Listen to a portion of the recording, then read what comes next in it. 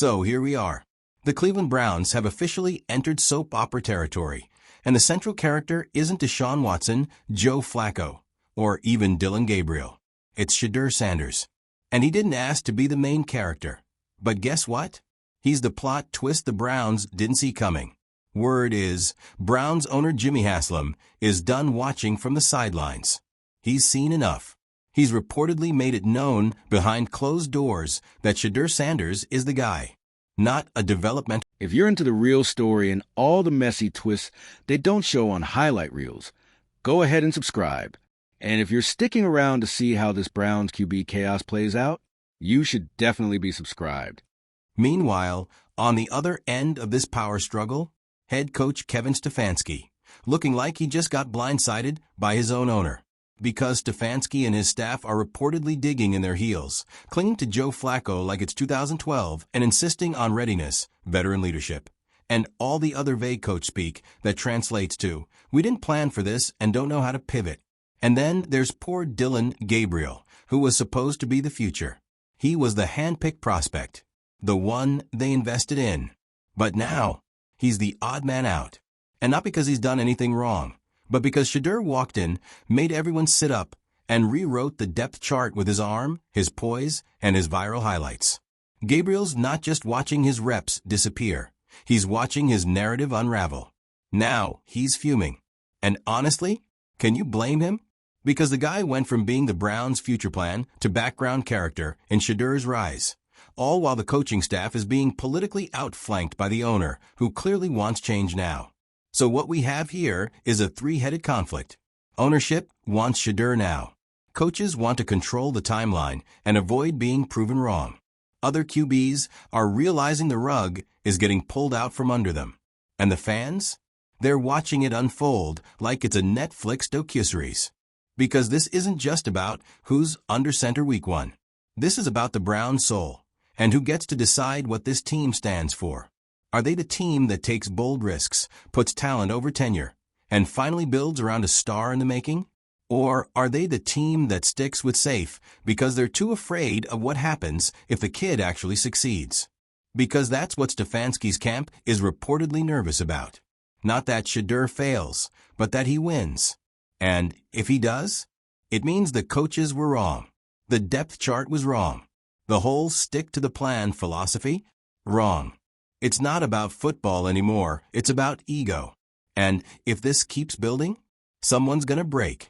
Either the coaching staff gives in and lets Shedeur take the reins, or Haslam makes a move that forces their hand. Because what happens if Shedeur doesn't get a real shot soon? The locker room gets fractured. Fans get furious. And the moment this team drops a game because of conservative quarterback play, all hell breaks loose. We've seen this movie before, and it never ends well for the team that ignores the talent sitting right in front of them. So here's the million-dollar question. How long can the Browns pretend this isn't happening? Because the clock is ticking. And if they keep pushing Shedeur down, all they're doing is building the hype for his eventual rise, either in Cleveland or somewhere else.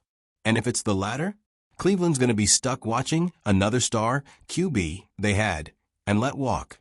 Your move, Stefanski. If anything, it's entering its most chaotic chapter yet. Because Jimmy Haslam didn't just casually suggest Shedeur Sanders might be worth a look. No, he's going full Jerry Jones mode, calling shots, overriding decisions, and making it crystal clear. This is my team, and I'm not watching another decade of quarterback mediocrity while raw talent sits on the sideline in a hoodie. And when the owner starts applying pressure like that, everyone else feels the heat. Let's be honest, Kevin Stefanski has never been in a hotter seat. Not because he's a bad coach, he's not. He's calculated, disciplined, and methodical. But that's exactly the problem. When you've got a quarterback with raw electricity in his veins, sometimes you need more than a game plan. You need guts. Shedeur is pure guts. The type of quarterback who doesn't just fit into your scheme. He blows the doors off it. He's not here to learn how to manage the pocket for 2 years. He's here to turn 3rd and long into a highlight reel. He's here to lead. But Stefanski? He's built for chess, not chaos. And this situation? It's absolute chaos. You got an owner pushing for a QB the coaching staff never expected to be this good, this soon. You've got Dillon Gabriel, who was supposed to be groomed quietly behind Joe Flacco, now feeling completely blindsided. And you've got Joe Flacco, who, let's be real, just wants to finish his career without a QB controversy every 5 minutes, being used as a political shield. Flacco knows the deal. He's not the future. He's the firewall. The guy you start when you're not ready to make the real decision. And that's where this whole thing gets dangerous. Because by refusing to name Shedeur QB2 or even QB3 with real upside, the Browns aren't just slowing his development. They're risking a total collapse of trust within the organization. Players see what's going on. They see the rookie outworking the veterans. They see the energy shift when Shedeur takes scout team reps. They hear the sideline reactions. They feel the momentum. And every week that passes without a promotion, it's starting to feel political. Nothing poisons a locker room faster than that. And the media? They're circling like vultures. Already, leaks are trickling out. Anonymous sources. People close to the team. You know how it starts. And once the press starts sniffing power plays between ownership and coaching staff, oh, it's over. Because now it's not just about whether Shedeur is ready. Now it's about who's calling the shots in Cleveland, and whether that hierarchy is completely falling apart. And here's the twist that no one wants to say out loud. If Jimmy Haslam forces Stefanski's hand and mandates Shedeur get significant reps, and it works, Kevin Stefanski is done. Not immediately, not publicly, but his influence? Gone. His authority? Undermined. His future in Cleveland? Expiring. Because the moment ownership makes the right call against the head coach's recommendation, there's no coming back from that. And that's what makes this so high stakes. This isn't just about a rookie quarterback getting a shot. This is about the Browns' entire organizational structure. Who holds the power? Who owns the vision? Who's willing to bet big? And more importantly, who's willing to be wrong? Because if Shedeur succeeds, someone's getting exposed. And Dillon Gabriel? Man, he's in the most awkward position of all. He was drafted with clear support from the coaching staff, groomed as the future, with the idea that he'd be developed methodically. But now, he's being outshined, outworked, and outbuzzed by a rookie who wasn't even supposed to make the 53-man roster. And Gabriel's frustration is real. You can feel it in his body language, in his passive-aggressive quotes, in the way he reacts on the sideline when Shedeur gets applause from the crowd during warm-ups. Because make no mistake, Dillon Gabriel knows the tide is turning. He sees the writing on the wall. He knows that if Shedeur gets one snap in a real game and even flashes, the city of Cleveland will be chanting his name by halftime. And then what? Gabriel becomes the guy they forgot about. The placeholder. The other rookie. It's the harshest turn in football, but it happens every year. This time, it's happening faster than anyone expected. And here's the part that could change everything. The Browns are losing. Because when you're winning, you can justify sitting your high-upside rookie. You can point to stability, momentum, chemistry. But when you're losing, the excuses die fast. And right now, every time the offense sputters, fans aren't calling for scheme changes. They're calling for Shedeur. They don't care about development curves. They want to see the guy who's throwing lasers in practice and setting TikTok on fire with behind-the-back warm-up drills. They want juice. They want energy. They want hope. And Shedeur Sanders is hope. Maybe not in the polished, ready-to-slay week, one sense. But in the long-term, franchise-altering. Finally, we've got our guy Sense? Yeah, that's him. So here we are. The Browns are at a crossroads. Jimmy Haslam wants to take the off-ramp to the future. Stefanski wants to stay on cruise control. Gabriel wants a shot. Flacco wants peace. And Shedeur? He's just waiting. Patient. Focused. Not begging. Not lashing out. Just working. Which, by the way, is probably the most terrifying thing for the coaching staff.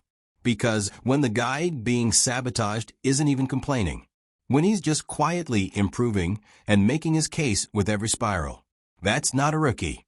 That's a revolution.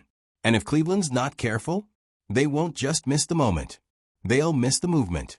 Because make no mistake, if they don't unleash Shedeur Sanders soon, someone else will. And the Browns will be right back in quarterback hell, wondering how they let another one slip through their fingers. Again. So where were we? Right, the revolution. Because Shedeur Sanders isn't just another rookie quarterback trying to make the 53-man roster. He's the spark of something bigger. The type of player whose presence forces uncomfortable conversations. Who makes executives whisper during practice. Who makes other quarterbacks check their back shoulder, not for pressure, but for relevance. And the Browns are learning that the hard way. Right now, this franchise is doing everything it can to control the narrative. To keep things under wraps. To sell this idea that there's a calm, strategic plan in place. That Flacco's the bridge, Gabriel's the project, and Shedeur? He's developing.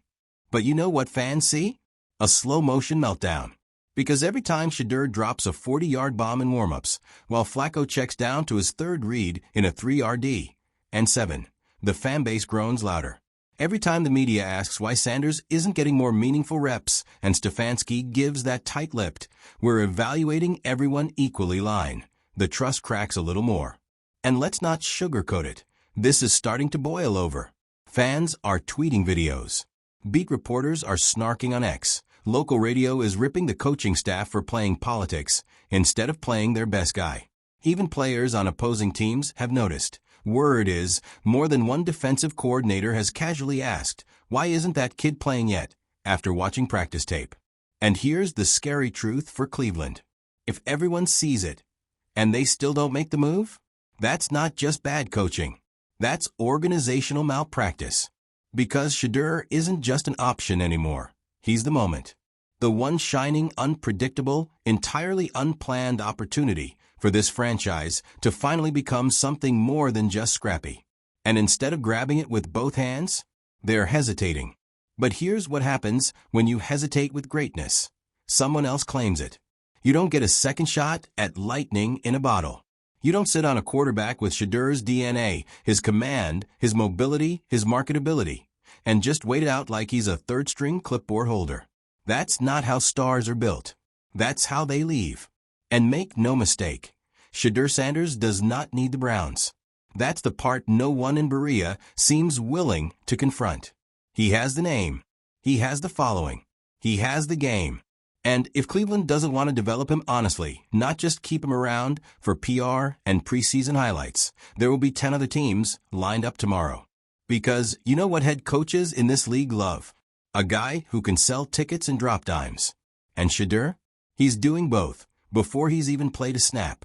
So what's the holdup? Fear. Stefanski and the staff aren't just afraid of making the wrong call. They're afraid of getting exposed. Afraid that Shedeur stepping in and thriving would raise an even bigger question. Why didn't you trust him sooner? That question? It's already coming. It's just a matter of when. Because at this point, it feels inevitable. It feels like Shedeur is going to get in, whether it's through injury, desperation, or divine intervention. And once he does, there's no going back. This isn't a kid you bench after a breakout quarter. You don't put that toothpaste back in the tube. The moment he gets rolling, the crowd will rise. The city will believe. And suddenly, Cleveland won't just have a quarterback. They'll have an identity. Which brings us to maybe the most overlooked piece in this whole drama. What this means for the Browns' future. Because this isn't just about week 1. Or even this season. This is about whether this franchise wants to finally step into the modern NFL. Do they want to be another middling, risk-averse team clinging to outdated ideas about earning it slowly? Or do they want to be the kind of team that takes a leap? Because guess what? The Bengals did it with Burrow. The Bills did it with Allen. The Chiefs did it with Mahomes. All three were told at one point that their guy wasn't quite ready. All three ignored the noise, gave them the keys, and the rest is history. The Browns could be next, but only if they stop trying to manage the moment and start believing in it. And let's not forget, this is Cleveland. This is a city that's been through it.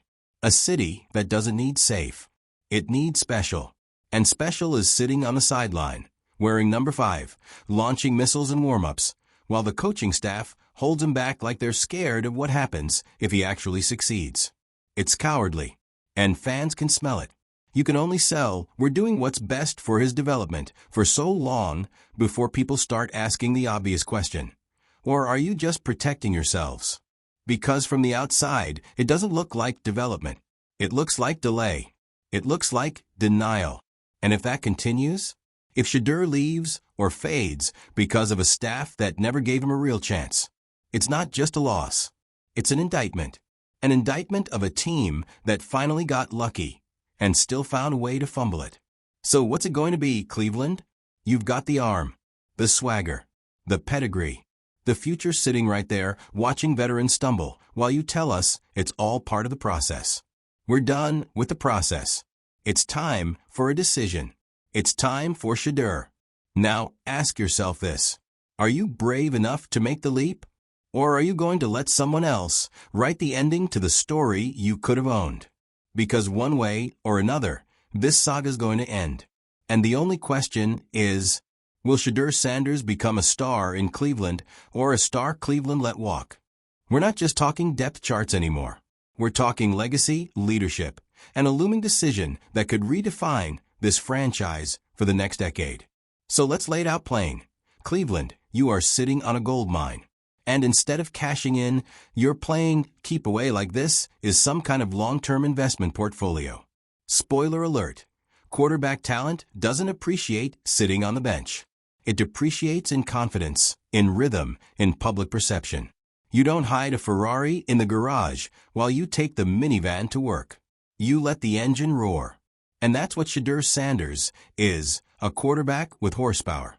That rare blend of swagger, polish, and potential that makes scouts sit up in their chairs and owners start drawing jersey mock-ups. The only person who doesn't seem to get the memo? Kevin Stefanski. And look, this isn't a hit job on Stefanski. He's not out here twiddling his thumbs. He's trying to win football games. He's trying to balance egos, keep the locker room together, and probably avoid getting blindsided in a mid-season press conference when someone asks why the rookie he buried is now lighting it up for another team. But this is the NFL. It doesn't reward caution. It rewards calculated chaos. And Shedeur? He is exactly that. He's unpredictable, unscripted, untested, sure, but undeniable. Every time he touches the ball in practice, there's this buzz. Not from the coaching staff, not from the media, but from the players, from the sideline, from the fans hanging on every rollout, every deep ball, every look-off throw that says, yeah, I belong here. And now, after weeks of passive-aggressive interviews, sideline glances, and we're sticking to the planned coach speak, the Browns are at the tipping point. The veterans are starting to talk, not in public, but in those little comments that slip through the cracks. The ones that sound like "kid's got an arm," or "he made that throw no one else on this roster can make." They're subtle, sure, but they're real. And once the locker room starts leaning in favor of the young gun, the shift is inevitable. Because NFL teams are built on belief. When players believe in a guy, they block harder. They run sharper routes. They buy in. And Shedeur Sanders is starting to earn that belief. Not because of his last name, but because of his last throw. Now, let's talk about Dillon Gabriel again, because you've got to feel for the guy. He came into this off-season thinking he was in a two-man race for the future. He was supposed to be the coach's pick. And now, he's watching the owner walk past his reps and hype up the other rookie. That's not just awkward, it's career-altering. Because Gabriel isn't going to sit around and be someone's backup. He's got pride, too. He's got film. And he's got agents quietly checking around the league asking, what's the market for a young quarterback who still thinks he can start? Now imagine if Shedeur does get elevated. Where does that leave Gabriel? Trade bait? Practice squad? The next man up if Sanders struggles? It's messy. And Cleveland made it that way by not being honest from the start. By pretending this was an equal competition, they boxed themselves in. Because now, no matter who they choose, someone feels lied to. That's not leadership. That's indecision. And that's the problem with how the Browns have handled this from the jump. They didn't expect Shedeur to come in and outshine everyone. They thought he'd be a developmental piece, A nice story, maybe a future starter if things got weird. But Shedeur had different plans. He showed up like he was already on a mission. He trained like a starter, practiced like a pro, walked into that locker room and said, "You're going to remember my name." And now they do. So what's the next move? Because this train doesn't stop. You either get on or you get run over. Cleveland needs to decide now what kind of franchise they want to be. Do they want to be the team that finally trusted their gut, played the kid, and built a dynasty? Or do they want to be the team that played it safe and watched Shedeur Sanders become a star somewhere else? Let's not forget what this league does to young quarterbacks when teams don't act with conviction. They disappear. They get shuffled. They get labeled. And the worst part? Sometimes they believe it. That's the biggest risk the Browns are taking, not just losing Shedeur to another team, but diminishing his confidence while he's still in your building. That's the kind of mistake you don't bounce back from. And the fans? They know it. They can feel it.